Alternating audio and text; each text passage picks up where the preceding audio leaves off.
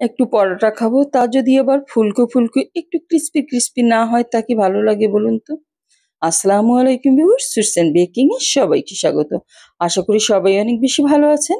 আজকে আমি তৈরি করব মিল্ক পরোটা। ফুলকো ফুলকো, উপরটা ক্রিস্পি এবং ভিতরটা সফট তুলতুলে।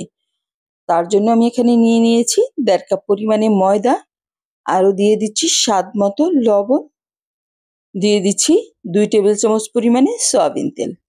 দিয়ে ভালোভাবে এটা আমি মেখে নিব প্রথমে। হাত দিয়ে মেখে তেল ময়দাটা মিশিয়ে নিতে হবে।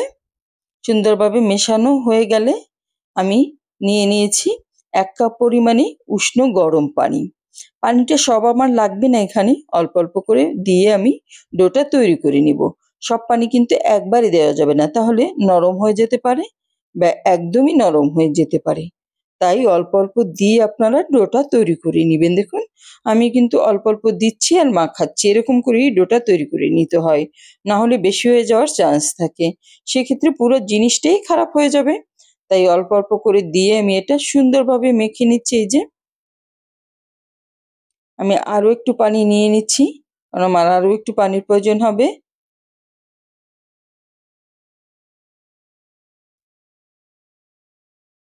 দিয়ে ভালোভাবে এই যে মাখিয়ে নিচ্ছি, একদম সুন্দরভাবে মথে নিতে হবে। তারপর উপরে আরও একটু তেল মাখিয়ে আপনারা রেস্টে রেখে দিতে পারেন। আর যদি সময় না থাকে হাতে, তাহলে এভাবে বানিয়েও ফেলতে পারেন। আমি ১৫ মিনিটের মতো রেস্টে রেখে দেব ডোটা। তাহলে এটা একদম সফট হবে এবং ফুলেও বালিশের মতো হয়ে যাবে। তা আপনারা দেখতেই পাবেন যে আমার পরোটাটা কত সুন্দরভাবে ফুলে গিয়েছে। এই যে রেস্টে রেখে দিলাম, ফিরে আসছি ১৫ মিনিট পরে। আর কতটা পানি রয়েছে তাও আমি দেখিয়ে দিলাম। ১৫ মিনিট হয়ে গেছে, আমি এখন পরোটাগুলি লেচি কেটে বেলে নিব। এই যে ডোটা দেখুন কেমন সফট একটা ডো, তুলতুলে। এখন একটু লম্বা করে আমি লেচি কেটে নিচ্ছি এটা দিয়ে।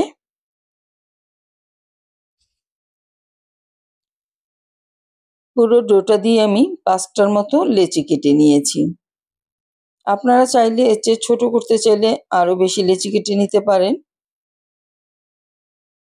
এই যে এখন লেচিগুলোকে সুন্দরভাবে গোল করে নিতে হবে। প্রথমে একটু লম্বাটে শেপ দিয়ে তারপর আমি মুড়িয়ে নিচ্ছি এটাকে। আপনারা চাইলে একভাবে গোলও করে নিতে পারেন, সেটাও পারেন। এই যে একটা লেচি তৈরি হয়ে গেল। এভাবে করে আমি সবগুলোই লেচি তৈরি করে নেব। তারপর ফিরে আসছি বেলার জন্য। উপরে একটু ময়দা ছড়িয়ে নিয়েছি আমি, নিয়ে তার উপর বেলে নিচ্ছি। প্রথমে পরোটাটা গোলাকারে বেলতে হবে। এই পরোটাটা যদিও স্কোয়ার হবে, কিন্তু প্রথমে এটা গোল করে বেলে নিতে হবে। এই যে দেখুন সুন্দর একটা গোল পরোটা তৈরি হয়ে গেল। এখন এর পরে দিয়ে দিচ্ছি আমি ১ টেবিল চামচ পরিমাণে গুঁড়ো দুধ। যেহেতু এটা মিল্ক পরোটা, তাই গুঁড়ো দুধ তো দিতেই হবে। আর গুঁড়ো দুধ এভাবে ছড়িয়ে দিতে হবে একটা চামচ দিয়ে, সুন্দরভাবে যেন সব জায়গায় সম পরিমাণে লাগে।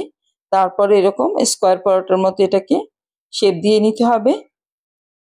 এই যে দেখুন খুবই ইজি এটা তৈরি করা, আর খেতেও কিন্তু দারুণ স্বাদের। আপনারা বাসায় তৈরি করলেই বুঝতে পারবেন যে আসলে এই পরোটাটা কতটা মজার হয়। আর হুবহু যদি আমার এই রেসিপি ফলো করে তৈরি করেন, তাহলে আমার মতোই হবে। দেখুন আমি আরও একটু ময়দা ছড়িয়ে দিয়ে পরোটাটা বেলে নিব। প্রথমে একটু বেলুনি দিয়ে এভাবে চেপে চেপে নিবেন, তাহলে হবে কি ভিতরে যে বাজ করা অংশগুলো আছে সেগুলি আর বের হয়ে যাবে না বেলার সময়। এটা এখন আমি বেলে নিচ্ছি। এই যে সুন্দর একটা স্কোয়ার পরোটা তৈরি হয়ে গেল, রেডি। এখন আমি ভাজার জন্য চুলায় চলে যাচ্ছি। চুলায় আগে একটা প্যান গরম করে নিয়েছি আমি, তাতে পরোটাটা দিয়ে দিলাম। পরোটা দিয়ে উল্টে পাল্টে যখন হালকা একটা কালার চলে আসবে, তখন এর মধ্যে দিয়ে দিতে হবে তেল। দেখুন প্রথমে আমি উল্টে পাল্টে একটু হালকা কালার করে নিচ্ছি। এই যে ফুলে উঠছে, এই অবস্থায় তেলটা দিয়ে নিতে হবে। এই যে ছাড় দিয়ে আমি দেখুন তেলটা দিয়ে দিচ্ছি। আর পরোটাটা কিন্তু ফুলে একদম বালিশের মতো হয়ে গেল। এই দেখুন কেমন একদম ফুটবলের মতো ফুলে গেছে। দেখতে কিন্তু খুবই ভালো লাগছে। আর যে জিনিস দেখতে ভালো লাগে তা কিন্তু খেতেও ভালো লাগে। আমি উল্টে পাল্টে সুন্দর একটা কালার আসা পর্যন্ত পরোটাটা ভেজে নিচ্ছি। এই যে হয়ে গেল, উপরটা হালকা মুচমুচে, ভিতরটা একদম তুলোর মতো নরম সফট। তো আমি একটু সার্ভ করে দিচ্ছি। আশা করি আজকের এই পরোটা রেসিপিটা আপনাদের কাছে অনেক বেশি ভালো লেগেছে। আর ভালো লাগলে বেশি বেশি শেয়ার করে দিবেন। সবাই অনেক বেশি ভালো থাকবেন। আল্লাহ হাফেজ।